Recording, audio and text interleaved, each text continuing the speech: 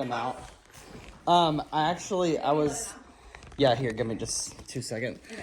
I was behind like this huge line of people like probably picking up their kids from school or something. And I was like, oh my gosh, this is insane. And then Friday Trisha. afternoon's getting down here. Yeah, it's insane. Yeah. So are y'all from here? You can go ahead and let them out. Yeah, I'm from here. I'm originally from Texas, but look here. We're in Texas. Yes, good boy. Good job, buddy. Yeah, I'm from Cleburne originally. Awesome. So, yeah. Cool. That's where his Cleburne. parents go to Cleburne all the time. My dad, Really? Yeah. He's an aerospace engineer, but he does like acting on the side, so there's like a theater down in Cleburne. That's awesome. Yeah. Like, is it the what's the guy's Carnegie Theater? Honestly, I couldn't tell you. Yeah. It's like a community theater. Yeah. It's surprisingly like this huge theater scene for some reason. Yeah. Hi. Are you excited? Are you ready? Did you ever hear of the Promise and Glenrose? Yes. Okay. Oh my gosh, he was yes. Jesus in the 90s. No way. Yeah. Oh my god. Back when it was like popular. I Yeah. guess. I honestly probably saw him. Probably did, yeah. So that awesome. is so funny. That is wild. Yeah, I remember because on the other side of the hill from where the Promise is, there's like the soccer fields down below. On the other side of that hill is where my aunt used to live, and we would pass by and see like the camels and all kinds of stuff, and I was like, that's insane. I spent many a nights at that Chicken Express. Dude. Okay, your personal opinion: Chicken Express or like Zaxby's or like Chicken Express, but He there's says that nothing all the like time. it. I'm like, Yeah, it's the it's same different. thing. Yeah. No, it's not. It's a different not. breading. Yeah. There's biscuits. It's like a light, kind of crunchy, floury thing. It's not. It It's doesn't like have. a grandma's chicken. Yeah, good boy. Yeah, there we go. What? You didn't eat any of these Cheerios. What are you doing, you silly pants? Oh my God! Look at you. Look at you. This one hasn't been out in a second. Oh. I said that toy. You ready? Break. You said he has a lot with that toy. He loves that toy. I just got it, but of course he's ripped it up, and then he starts to like Ready? rip the threads out. Ready? So I gotta take it from him. That's the game. Like, how long can we have a toy till he's He destroys able to it. eat It's usually like Yeah. a day. I can find you a good one that would be good for him. Break. Okay.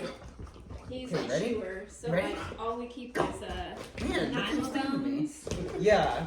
Have you ever had Nylon bones. Cinnabons before? Yes, that may be what this That's is. what that is. Yeah. Yeah. That's literally good it. boy. And that I happened to find like at Home Goods, and it lasted like a day. Yeah. Okay. So, anyways. That's awesome. So you grew up in Fort Worth?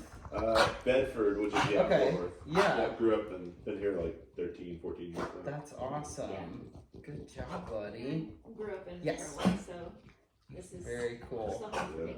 So you're kind of rock and roll, right? Like you're in music, A little right? bit, yeah. Okay, cool. So, yeah.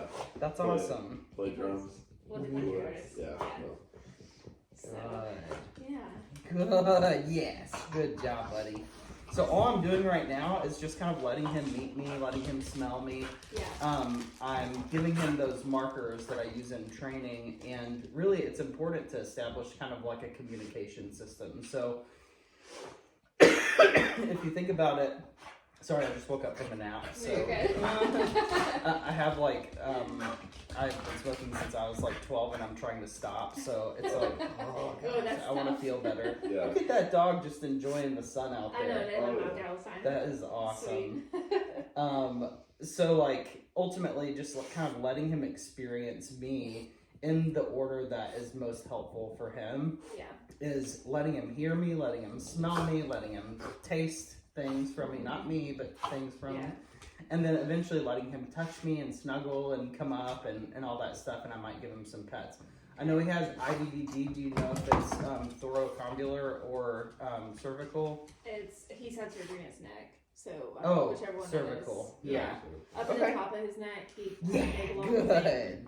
Yes. Good. You That ready? we did last summer, and we haven't seen symptoms of it since. So Good job. yeah, so we buddy. keep him obviously in a harness, and then that's why we have to be careful with throwing a ball in the Everything. backyard Yeah. and him jumping and stuff like that. Which Good. obviously We don't do that like we used to. We used to just let him run as fast as he can. Yeah. Right now, but we don't even throw anything. Good boy.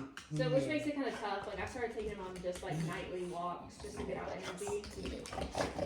Off. But yeah. Ready? I'm gonna throw one. I'm gonna throw. He likes his bones and like chewing those. He gets bored with them. Yeah. So Does he have any like huge oversized balls that he likes to play with? Because you know they're really good at like hurting. yeah. No, I've never done that. Well, and I think He'll get after like soccer balls at my parents' house. Yeah. But he bit a hole in one. yeah. So, Yeah. Yes. And I guess Don't like take my if I threw it in the backyard with him, maybe a really big one would be better, but he gets so wild, like Yeah. it's like You feel like you have to kind of meter his like Yeah. His energy because Yeah. of the because I get worried. brachiocephalic stuff, or No, more just so the like neck? his neck and his Yeah. back. Like I'm worried that we're Okay. gonna have a round 2 of Yeah. that. Quay, that's my hand. So ultimately, like it's so cute. Get it. Oh, get that thing. Get that thing. Yes, good boy. Get it. Good. I'm trying to be really gentle. Good. Yeah. And then I'm gonna let him win it from me. Get it, buddy. Get it. Get it. Oh, good job, buddy. Good job. And what does he do? He brings it back because he wants the game to continue. And that's the idea, is that, yes, good boy. He wants that game to keep happening because I'm working off of his level, Okay. right? So I'm communicating with him like a dog should be communicated with. So what you can do too is slowly start to introduce new touch and stuff as you play those games, okay? Okay. Good. Good. Get it to him. Get it. Get it, buddy. Oh, you got it. You got it. Throw a little praise party. Yeah, shake it. Oh, you're so awesome. Yeah, good boy. As you can see, Good like job. based on the description that I gave you, like you're like, wow, he's an aggressive dog. It's like, Oh no, I can imagine it. yeah, I've seen he's enough 35 Frenchies pounds of that- muscle with those teeth. Yeah. And like he doesn't like when strangers come in and aren't like this. Right. And which is 95% of people. Right. And so they want to pet him, and he's immediately like Yeah, gets absolutely. vicious. So Yeah. Has he put any bites on yet? well, I think my mom, while she was here last week, he's broken skin. rough But we, skin, but I think it was his nails, not his mouth. Okay. he's not kinda like whipped real quick. lashing Yeah. and holding. Yeah. he's It's never like done that. a back off, Just kind of like a and like a bump, bump. he's loud. Yeah. Even if he was, I put my hand in his face, like he'll make a lot of noise and bite at me, but he'll never break my skin. Okay. Gotcha. That's playing Yeah. Yeah. when you're doing that. Good Yeah, but even when he boy. gets aggressive, like, he's not lashing, it's a quick snap. Get it. Get it. Yes. Good boy. Good boy. He's gonna sleep really good. Good. Yeah, he is. Good. Get that toy. Get that toy. Good job. So I'm giving him a little bit of movement here to make him keep that mouth on the toy itself. See how it Yeah. builds possession, right? Yeah. So if you don't fight it a little bit, then it's not very rewarding. It's kind of like, okay, it's dead, right? Yeah. Good. Get it. You better get it. I'm gonna get it. I'm gonna get that toy. I'm gonna get that toy. Oh, you got it. You got it, buddy. Good job. Yes. Good job. Get it to it. Oh, okay, good boy. Good. There we go. There we go. Little piggy. Good. Good. There we go. And he's nice and relaxed there. So I'm gonna give him an out. Sit. Good. Very nice. Break. Yes. See how we can leverage this into obedience a little bit too? Yeah. Good. Okay. Good. Okay. So notice I'm giving him some eye contact now, which before I wasn't. I didn't want to come in and hot and be like, oh, hi. You know, like right. stare at the dog, try to touch the dog. That's a way Yeah. to get bit. So Yeah. you don't want that. Right. And that's exactly what happens. Yes. Exactly. Yeah. So So how you did it was fine. I mean, having people come in the front door, sit down, have some Cheerios. You could even just like on a sheet of paper with one of those little plastic standees. Yes, you could write out a list of the order of the senses that you want people to engage. And the way that it goes is sound, and then smell, like he needs to check them out a little bit, taste, touch, and then eye contact. So eye contact comes last. And by the time that I get to eye contact, he should be initiating each of those things. So it shouldn't be like I'm choosing when I go to each one. He's actually choosing it, and I'm respecting it. Yeah. So, he's gonna get a drink. His water's in there. Get some water. Yes. Go get a drink. Go get some water. Do you want water? What? No, Oh I my got it. yes. I like him. He's a drivey Frenchie, so like what more could you ask for? So like obviously Frenchies have a reputation for being like pushy and mouthy and all the different things. So it's important to just realize like who he is as a dog. Part of that is the drive, the tenacity, that tenacious play, that gameness. You're not going to take that away from him, and you shouldn't. You shouldn't try, because that's his personality, and I really like him. Like, I think he's a really good dog. Y'all can sit down. Do you want to sit down? Yes, good boy. Yeah, what are you doing, you stinker? So, that being said, I know that in the training questionnaire, and you don't have to get too into detail, but in the training questionnaire you had said something about y'all have been through some training before. What did that look like? And we've been through two trainings before. One was when we lived at another house closer to Nashville, and he was only, how old was he, 2? It was before COVID. That training was great. Honestly, I think maybe had we like actually followed through on things then, maybe we wouldn't be in this situation now. I don't know. He talked a lot about socializing and stuff like that, but it was a lot of obedience training. Yeah. And then the last trainer that we had was right after COVID, and both were like in the house. We probably did 5 or 6 sessions maybe at an hour long. But they were just kind of like sporadic, and we just felt like there were things that they would teach us that were great, and like we could start to see a little bit of a difference. But then it was kind of like it gets tough when it's he and I sitting here at night and we're trying to do something, or you know he starts acting up again, and we've got somebody over and he like goes after him, and when we're looking at each other and we're like, what do we do? Yeah. And that's then huge. well, it's like a lot of the daily stuff of like sit, get on your bed, do that. Like it's fine. It's just like those tiny moments where we've been sitting here, my mom reaches over to pet him and he goes, okay, what did we do wrong? Yeah, and I think I said too that we, I'm pregnant, I'm only 12 weeks, but we have a baby coming. That's awesome. Excited.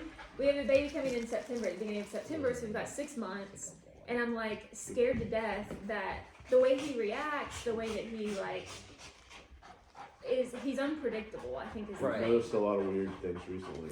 Yeah. Like even some aggression Around towards me or her. Oh, like sometimes, like he'll sleep with us sometimes, and like, I mean, like me reaching towards him, all of a sudden he's like, I just want to be with her, or vice versa. It's like, you don't touch me, I want to be with them. Is it whoever's in the bed, and then you're getting in the bed, and then he's like, all right, I'm gonna get you? No, like this morning he was on the couch while she was working, and I just came down to pet him, and like, I just pet him like normal, but he gets this thing of like, he's not. So she was on the couch. She was on the couch. He was on the couch. He was sleeping like fine. You were not on the couch. I was not. I came to pet him, and then he was just like, "Don't touch me. Get away from me." And immediately came up and curled up in my lap and stared at him. Yeah, let sleeping like dogs lie. I had hit him yesterday or something, and he was like, "Don't get near me." Yeah. You're so crazy. I love you. I do. And if you ever try to bite me, I'll bite you back, you little shit.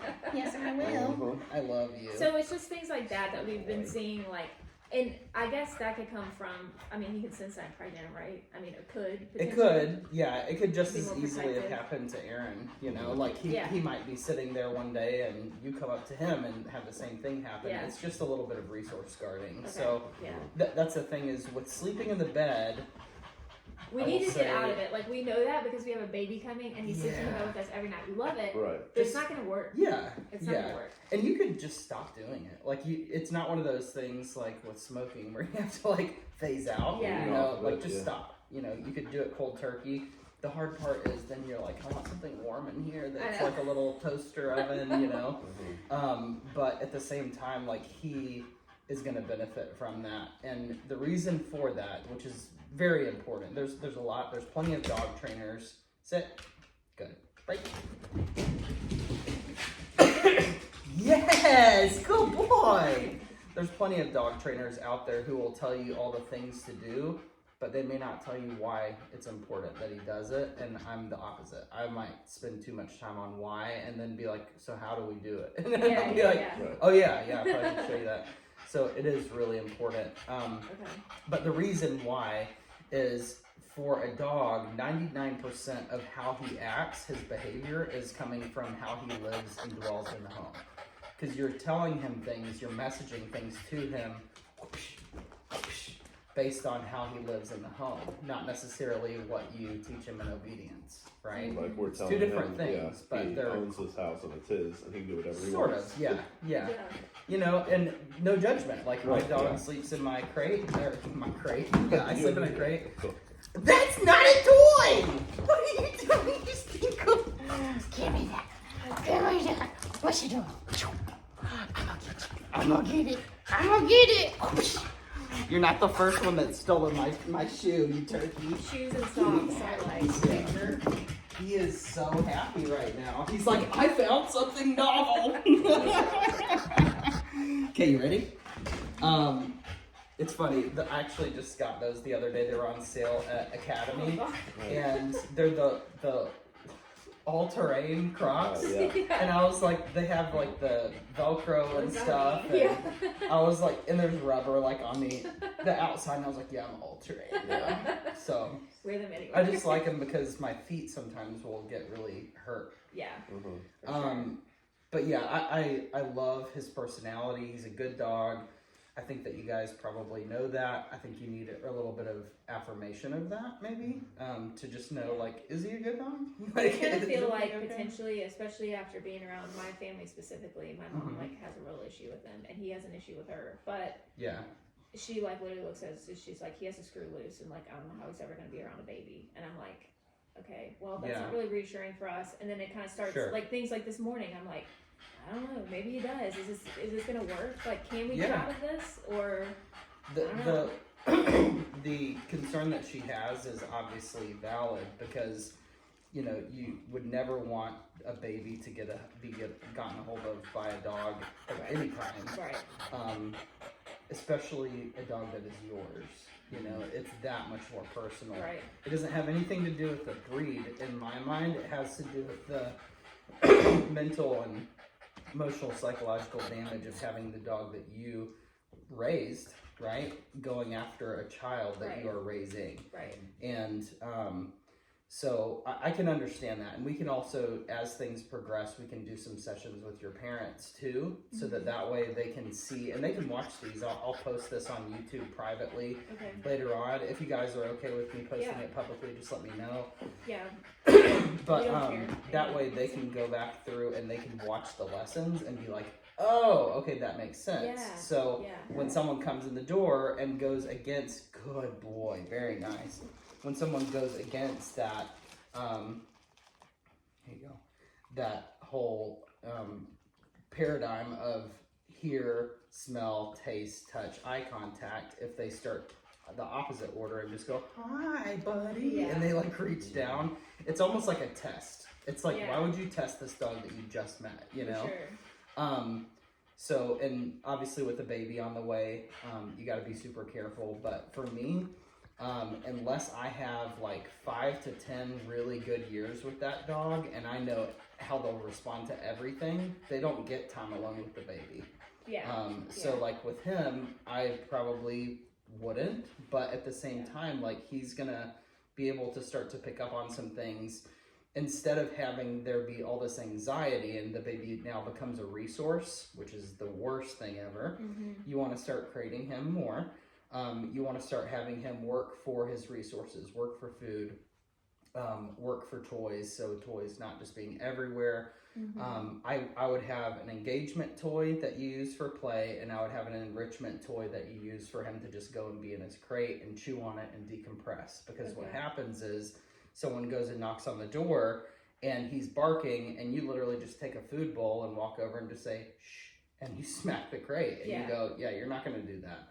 And then you go and you open the door, and if he keeps doing it, I would just ignore him. But he just needs to know that he's not going to get the he needs to know that he's not going to get the reaction sploot that he wants to from that activity, from that behavior. Does that make sense? Yeah, it does. Yeah, he's like ready at any moment for me to throw this. He's so pumped.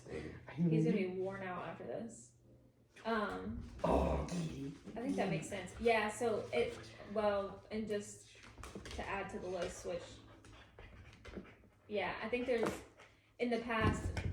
Okay, sorry. Let me back up. Okay. I have his crate. If you were Joe Blow walking in the door, yeah, you're gonna be like, "Oh my gosh, hey buddy," and walk over to his crate, and he flips. Yeah, don't do that. So we've started taking the crate, and it goes back there. I mean, the crate doesn't stay out here at all because we had that happen multiple times. No. I even had him in a crate back there in the guest room, and I had a friend over, and she was getting up to go to the bathroom. I said, "Hey, can you just go shut the door?" Because he was being loud in his crate. I was like, "Hey, can you just go shut the door to the guest room?" I mean, the crate was not like right there; it was backed up a little bit. She came in to reach for the door, and he's like, "Bah!" Like freaks out. Don't harm my leg. Get out of here. Get out of here. Get out of here, you jerk. Oh, what are you doing? He's like, why don't you play with me? I'm going to dominate you, you jerk. He helps him. You are so cute. So approaching his crate, he and I can do it. My dad can do it. Loves my dad. My dad's a dog person. Never nervous around him. But, like, I don't think anybody else can. Yeah, pretty much. Okay. So we have issues like when we go out of town. My parents keep him. They hate keeping him. Yeah. And they keep him in their house. Okay. And we have issues like I can't call somebody to come let him out of the house or come stay at the house. That's like, I mean, what are we gonna do? Yeah. Like, I don't know how he's. If they can get over the fact that he's gonna attack the crate whenever they get close, then they could probably just let him out, put him on a slip lead, and walk him. But not a lot of people understand that it is two different dogs. You know, like as far as he knows, he could fuck you up from inside the crate. But as soon as you open that door, he's like, oh jeez, right? Yeah. He knows that he doesn't actually have the ability to do that. Right. But he's gonna try his best. You know, so it's important to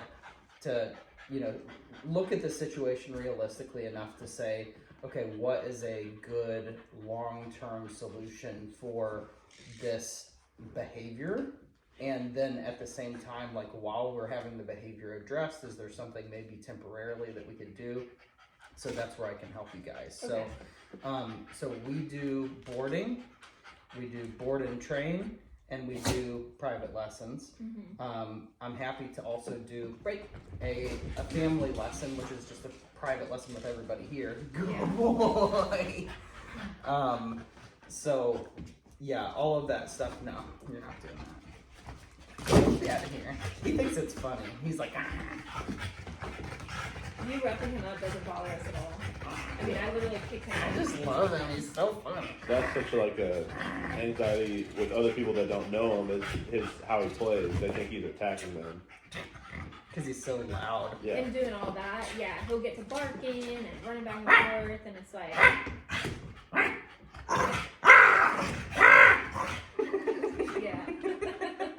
You're so fun. You're so fun. Are you ready? Out. Good. Sit. Down. Sit. Good. Yeah. You are so fun. You are. My little crackhead. Yeah. And he will kind of, if you don't let go of the toy, he's like, that's not a huge deal. But you're right. Like with kids, especially like Frenchies and kids are kind of like, I don't know, sketchy sometimes. But kids can be kind of unpredictable too. So it's more so a question of management and structure. Like, what do you want? Do you want predictability? Do you want to have the ability to control the dog's reaction? Good boy. Or do you want to have this big question mark where it's like, it could happen that he, bites. It could happen that someone puts him under undue stress or puts him in a situation where he's super uncomfortable. So with kids, I'm always in the room, so we can get into that kind of stuff later. Yeah. But I think my initial prognosis is that He just needs some simple ways for you guys to channel his drives, because he does have them, right? Yeah. Like he could probably play for like an hour straight and he'll be like wasted. Yes. And then how do you do the walks? How do you do the shaping? How do you do the play in a way that makes sense with him, that makes the behavior better too? Because the obedience and the behavior are two different things, but there's overlap where let's say that you set an expectation with obedience, and that is when someone comes and knocks on that door, you default to coming and laying on the carpet and you can't get up, or you default to going to your crate and then I just close the door and lock it, and then I go and answer the door, and whenever it's time for you to meet that person, they're going to be seated, they're going to look at the chart, and they're going to go, okay, the first thing is I'm going to talk to you. Hi, my name is Mom. Whatever. Like I'm going to give you some treats. And then they're paying him with treats. They're every once in a while throwing one off so that he has the ability to decompress and they can breathe, especially if they're pumped up a little bit. And then on teaching him slowly that system of going through hearing and then smelling and then tasting, touching, eye contact, that people are going to respect that. And once you've gone through the training process, which I would say lasts a couple months, then he will generalize that people will probably not push into his space, make him, uncomfortable, overwhelming. But thereafter, people probably will.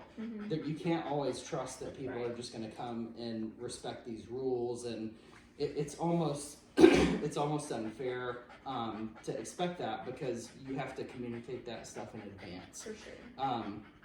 That being said, it's definitely it's worth it. He's a great dog. He's very, very fun. He obviously loves you guys. You love him. You've spent some money on him already, right? You have an investment there. So, and then too, in his older years, as he starts to get older, his life might look a little bit different, but he's still going to be your main man, Like he can still be, maybe the baby's in a high chair eating and the baby's throwing him food, right? Yeah. And you go, no, don't eat that, and you reach down and he tries to get you. It's all that stuff that you could see it happening with him, right? You can imagine it happening and go, okay, I just need to minimize the ability for him to do that. Yeah. So I'm definitely not going to let him rehearse having these resource guarding moments where he's sitting there with a Benebone and I'm trying to touch him. I'm going to leave him alone. That's his way to relieve stress. That's his way to just kind of chill out. I'm not going to interrupt that, right?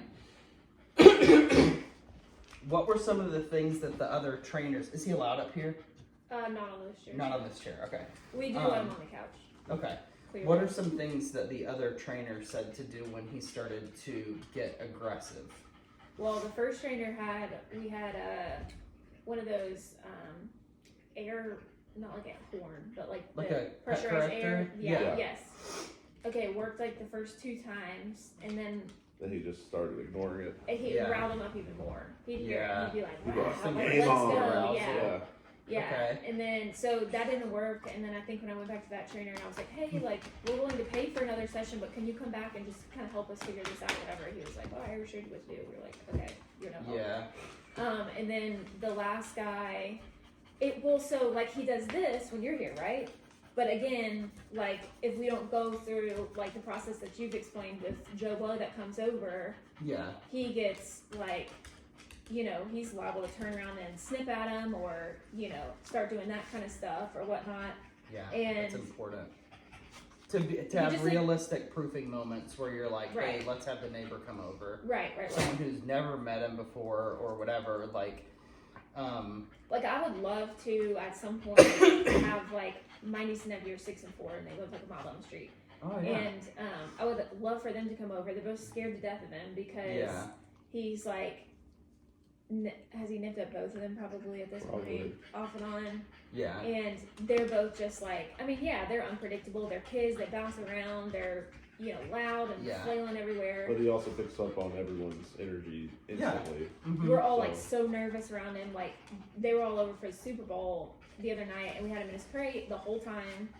Aaron let him out a couple times, and we were like, all right, we're letting Cash out. Kids on the couch. Yeah. Everybody, like, my mom's got Cheerios and trying to do stuff that doesn't work. And then, like, he just is like that, like, nuts for a little bit to kind of sniff everybody. And then kind of starts to chill out. But he gets that, like, he's watching the kids and he's, like, getting, like, amped. Like, just watching them sit there. Mm-hmm. So, I'm like, that's where, like, the concern is that I'm like, so you don't know if you trust him then? No, I don't. Okay. Yeah, gotcha. no, 100%. I do not. That's good. That's good for me to know because I want you to see him at his best, but we also have to test him at his worst too. Yeah, for so sure. That's huge. I don't think either of us trust him with like other people. You being open to him being on you, like a guest that comes over that doesn't want a dog constantly in their knees.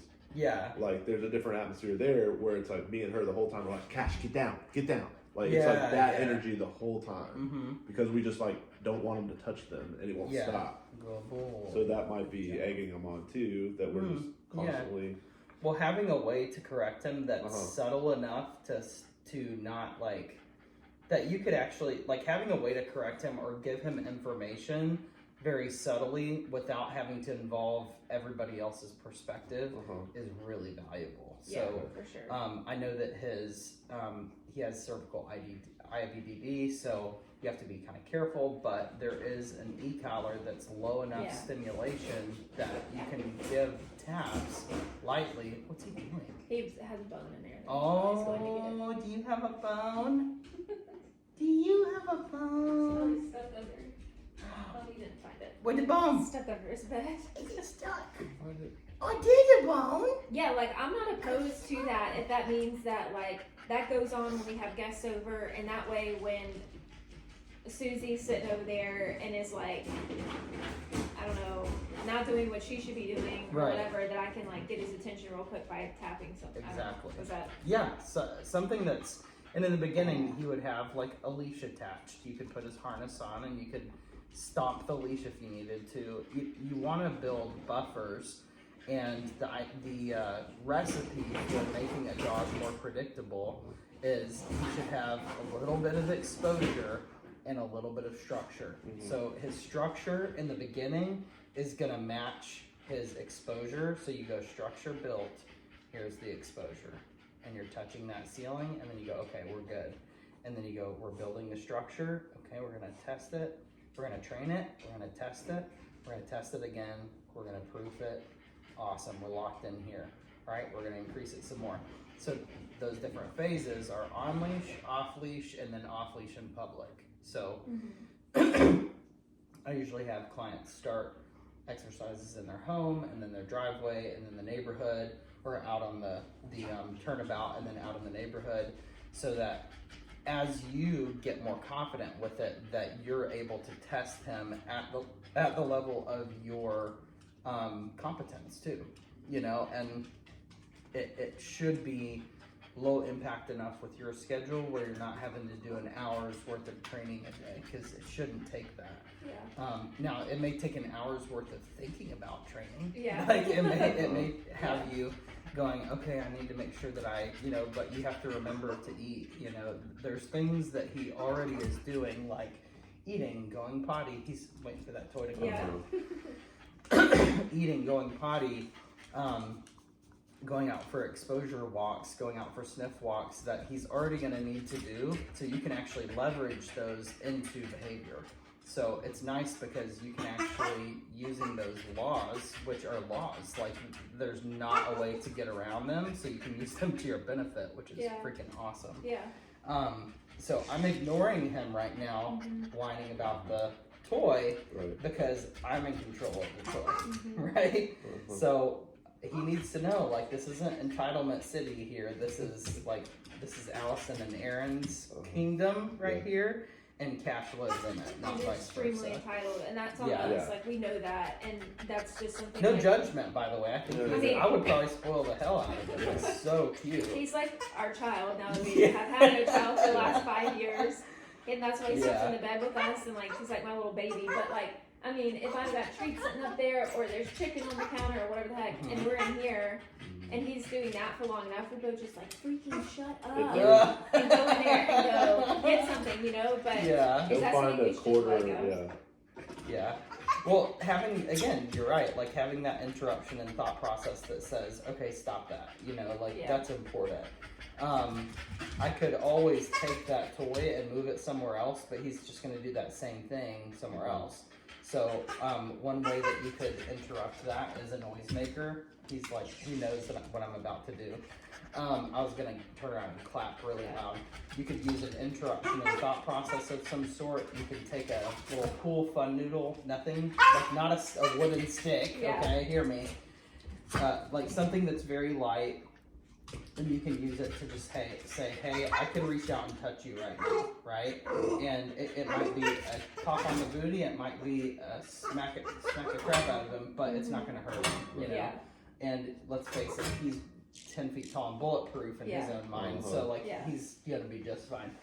I'm not that person that's like bonking dogs, like you've probably seen some of that stuff. Like I just don't do it, especially on the head. You can cause some serious like brain issues.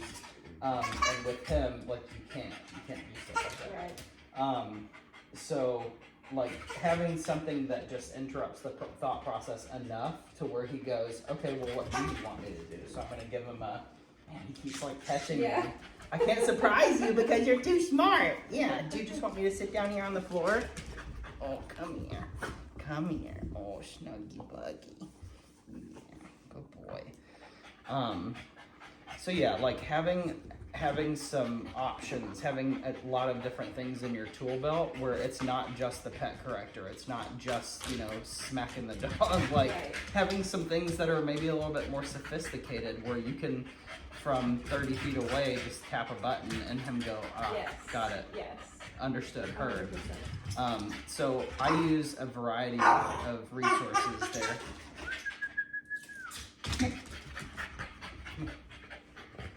Easy. God, it's okay. Go ahead and put him in his crate. Okay. Cash. Hey. Oh, Cheerios. Go in the crate. Hey. Come here. In your crate. Tell me yes. Good. I love his little tit-tap. So one thing that you could use is the e-collar. I don't know with his IVDD if it would be wise to use any sort of physical training collar. I don't know if there's rules against that or whatever, but I don't want to cause any issues with that. So the e-collar that I use is the Dogtra ARC. And the difference between an e-collar and a shock collar is that an e-collar starts at the far end of the spectrum and goes to like up right here. Whereas the high limit is up here. Right. It stops short of that, and then it's divided up into 127 divisions that you can really hone it in for that specific dog. Okay. Does that make sense? Yeah. The shock collar starts like here and goes all the way to the top. Yeah. So the difference between the shock collar and the e-collar is the shock collar has like 7 or 8 levels. Right. So it's like correction, poop your pants, leave your body. Yeah. You know, like it's not subtle at all. Yeah. And there's a place for that, right? Like there's you know, stock proofing and proofing off of snakes and things like that. Yeah. There is a reason for that kind of stuff. I just don't use them because I think the e-collar is much more subtle and it allows me to be a little bit more nuanced in my communication with him. Okay. So you could literally have the e-collar remote clipped to your pants, and as soon as he kind of starts the stalking, maybe he goes up to one of the kids and he just starts staring at them, and you just go tap tap at baseline, and he looks at you and you go, yep, I got you, buddy. It's just a reminder, hey, just so you know, this is I can give you a correction from anywhere. So obedience is probable everywhere. Does that make sense? So if he knows that there's a correction possible, obedience is probable. If a correction is possible from anywhere, obedience is probable everywhere. That's just one side of it, right? Like that's the interruption and thought process quadrant of conditioning. But you can also pay him when he chooses to redirect on his own, right? Like when you go, hey, and he from 30 feet away he goes, And he looks at you and you go, come here. And he comes to you and you go, yes, good boy. You pay him. And as long as he doesn't immediately go right back again, you can pay him again. Like he's kind of gravitating towards you. Okay. So the training program that we build is based on building the dog's understanding and your communication with him, starting with the zeros and the ones of behavior, which is the marker. And a marker in dog training could be anything from a clicker to a spoken word. I used 5, I think, since I've gotten here. Okay. I used break, where I threw it. He got his reinforcement over there. That's a release away from the handler, okay? I used yes, which is a release toward the handler. He gets his reinforcement here, all right? I used good, where I came to him for the reward. So he's innocent, for example. I say good, I pay him in place, and he's expected to continue to stay in place. So it's kind of like an implied stay. I actually don't use stay at all, because you can build the understanding of stay to where you never have to use it as a word, so it saves you a lot of trouble. And you also build a dog that is deferring to you more often instead of constantly trying to test things, right? Yeah. So, that's something we were just talking before you got here. Like, yeah, we can tell him to go get on his bed. He'll go dive onto his bed and lay down and wait for a treat and go give him a treat. And immediately he's up. But I've started, like, I just a couple days ago was in the backyard with him and, like, we've been there. And then I've been saying wait. So I would love to get to where we don't have a word for that. But I've been saying wait. And he'll just, like, sit there and, like, side-eye me while I walk around the patio, go back, give him a treat, let him go, and then we go back. And I try to go longer every time to extend it. But like, other than that, I don't, like, I mean, he doesn't hold sit, he doesn't hold bed. It's just because we don't know, like, how to build that. Yeah. Well, I'm happy to help you with that. Okay. That's one of those things that we can actually make it fun. And honestly, if it's not fun and you're not getting something out of it, then he probably will get bored with it too, because he's connected to you guys. So I try to make it as fun as possible, just because you can train through games. In fact, the best trainers out there train through games, and there's this whole thing, train with games. It's like, that's what we do, dummy. That is just how it works, because a dog is an animal, okay? Did you know that, Doug? They're probably some of the most self-interested creatures out there that in an evolutionary perspective have evolved to become very close to us. And so they also know a lot about us. Like they can read us, they can read our facial expressions, they can tell when we're anxious, they can tell when we're pregnant. That's insane to me. It blows my mind. So what that means is, as you experience those things together and learn them, you're experiencing a chemical bond that you don't even know. It's unseen. That's the magic and the awe and the wonder of dog training, is the stuff that you go, I didn't even know we were going to get to this. You know, I didn't even know we were going to feel like this. It's those times where the dog looks at you and just goes, probably more accurate with the grumbling and stuff. It's that kind of stuff that I want the client to feel. And in my definition of training, if they don't feel that, then I have not been successful. So I'm really picky about my clients. I don't work with everybody. I get training questionnaires that I go, delete. I get training questionnaires that I call them and say, hey, I just want to make sure we're on the same page. I don't think that you have fair expectations of the dog, blah, blah, blah. So if you're open to that, like, we can come out, and I always will come and do a free consult, but my biggest thing is that the client understands their part in the training, because our whole motto is training dogs together. I want your mindset and your muscle memory to be together, right?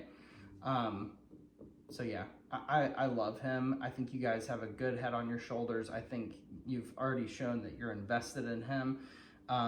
So the way that our private lessons or board and train or whatever, and we can do a combination of the two. We can also just do, if you guys go out of town, he can come stay with me if I have space, you know. Our kennel manager actually has a Frenchie, so she's very familiar with all the things. All the complications. Yes, it can be a lot of fun. But yeah, what questions do you guys have? I think that all, sorry, I'm talking first. This is therapy. I'm judging you. I'm going to take notes. I think, no, that all makes sense. And yeah, like, I think what you said is that, yeah, we've had previous trainings before. Clearly, we have not carried out, like, probably what we should have, or maybe, I don't know, didn't work on the things that we should have to address his issues or whatnot. But we've kind of backed ourselves into a corner a little bit here where we're going, okay, we're 6 months out from having a baby, and like, I've told him I will literally be devastated and heartbroken if someone looks at us and says, like, you have to rehome him. Like, I don't know that I can physically do it. Yeah. So I'm like, what are we going to do? Like, can we take every necessary step to, like, really dedicate ourselves over the next 6 months to making sure that, like, we have a dog that can just, like, you know, I don't expect him to be, like, licking all over the baby and, like, like, lovey, but, like, you know, or, like, lovey everybody that comes over, but, like... That was so funny. But, like, can he, like, coexist? Can he lay over there and watch him on the floor? That's what it is, yeah. Like, can my mom come over and, like, we sit on the couch and talk without him either being all up in her space or, like, her talking to him and him literally being like, I'm gonna come murder you. Yeah. Like, that's... Which I don't think he has any premeditated aggression. I don't think that he may have the capacity for it, but I haven't seen that, right? Right. So you have seen other things, so maybe that's what you're thinking about, but typically dogs don't premeditate aggression. They don't look for opportunities to, like, put a bite on someone, but they might look for opportunities to be aroused, you know, and it's like, ooh, like, this is a thing, like, I could be protective. Yeah. And some of that stuff is completely involuntary. They're just responding that way because they've been shaped or conditioned by just how life has been. Yeah. But it's huge that you said that. Coexistence, being able to just, because socialization and living together has nothing to do with constantly interacting. It's not like every second of every day, if you have 2 kids or 3 kids or whatever, that they're constantly just, like, right up each other's butts all the time. You really want just kind of like, hey, how you doing, man? Yeah, you good? You good? Okay, cool. Hey, lick. All is well. Okay, we play chase for a little bit and then we're done. Like, if it's constant stimulation, constant interaction in the beginning, I'm usually like, y'all need to pump the brakes because these 2 dogs are going to get in a really bad fight. It's like 2 best friends playing and having, like, a weekend sleepover, and, like, on Saturday at 2:35 p.m. the parents are going, you've got to bring your kid home. They're going to kill each other, right? So it can be the same way with babies and dogs. But yeah, that's a very realistic expectation. I'd love for, like, my niece and nephew to be able to come through the front door and like come sit down in here and visit and watch a TV show or play with a toy on the table or whatever, and, like, he's around, and, like, I don't know what that looks like in terms of, like, setting the expectations for them when they come in my house. Sure. Like, I would have very little expectation of them. Right. We might be able to. How old are they? 4 and 6. Yeah. Don't expect them to do any advanced training or anything. What I would expect is for them to be exactly who they are. And for us to build a program for him that he's bulletproof and it doesn't matter what they do. 2, I would say it would be also realistic to, in the meantime, between now and when we get him in a good place, to crate him while they're coming in, and to have him drag a leash or something inside the house whenever they come over, so that way, if you do need to use a negative marker and say, no, don't do that, that the next thing that happens is a correction. Because we're not going to let you do that. Like, we're not going to let you go after our nieces and nephews. So, that's huge. Yeah, I was going to ask about creating in the immediate future things like, sleeping in the bed, like at night, obviously starting into that, but during the day, like at the first couple of years, every time we left, he was in his crate because we could not trust him to not rip our couch apart. But we finally got brave and we were like, let's leave him for 30 minutes. And then pretty much from there on out, like, he just, unless he's in trouble, does not go to his crate. So what would you, like, frequency wise, like, to get him into his crate has been tough?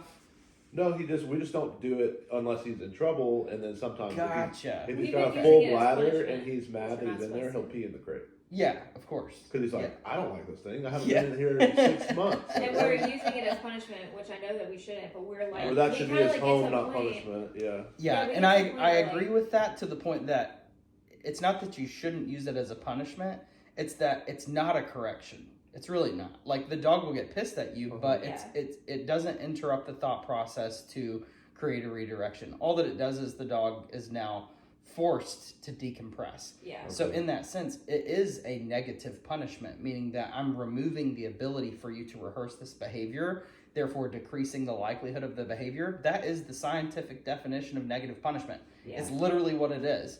That being said, you're right. You've got to do some paid reinforcement of him going into the crate for him to associate that, which means that you could feed him in there, you could put his water in there, you could put his Benabone in there, and that's where that stuff stays, to where it's like, this is your little Sri Lanka, or what's it?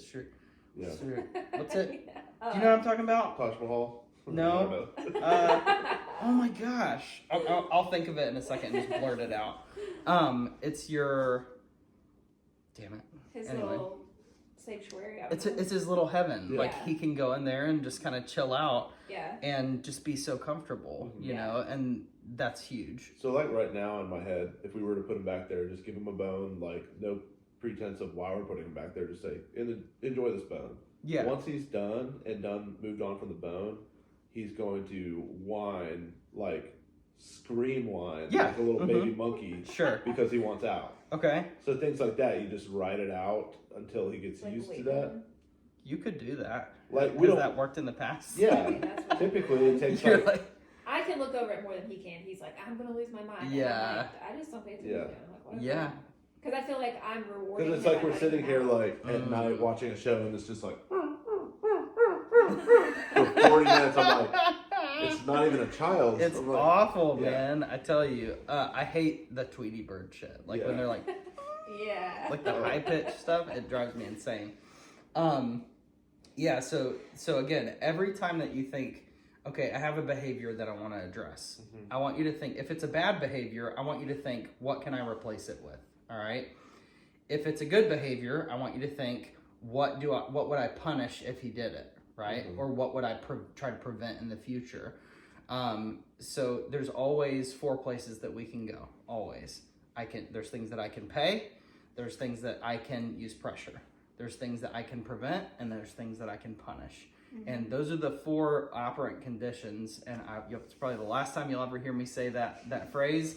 But those are the 4 training methods that we use, because that is how animals receive instruction. That's how they actually work. So 90% of that is going to be positive reinforcement, is going to be us giving him things to pay him for offering the correct behaviors, right? But once we've done that, then we have to go in and proof that with a little bit of pressure, right? We have to make sure that he understands, proof that with punishment, meaning that if you mess up, that you're going to get the correction. But we don't do that until we've actually had the chance to take him out in the world and build, hey, just so you know, you also have to do that when there's a car going by, a scooter and a skateboard, and you know, there's a cat that just walked past you, whatever. You also have to do that in these different environments. And as we grow that exposure, then we want to make sure that we're not going further than the structure, the framework that we've built. That's why it's called structure, is that the exposure is kind of like the tent that we lay over the frame. So as we're doing that, it's important to make sure that there's balance in everything, that he's getting everything that he needs there. And that we're building as much of that as possible through motivative training, meaning that he can win. Yeah. Because that's the only thing that's on his mind. Can I win using this framework? And if you show him that he can, he'll go, okay, all right, cool. Like he's quiet now. Yeah. Whereas he was kind of like stirring a little bit ago. Yeah. So sometimes just by letting him cry it out, sometimes it's effective, sometimes it's not. Sometimes I could take a food bowl and go over and whack the crap out of his crate and he'll stop Yeah. for 5 minutes, Yeah. right? And then he might get going again. So after 3 or 4 minutes of him being quiet, then you go let him back out, right? Like he earned the freedom. I'm going to actually let him out really quick. Okay. He can actually earn the freedom to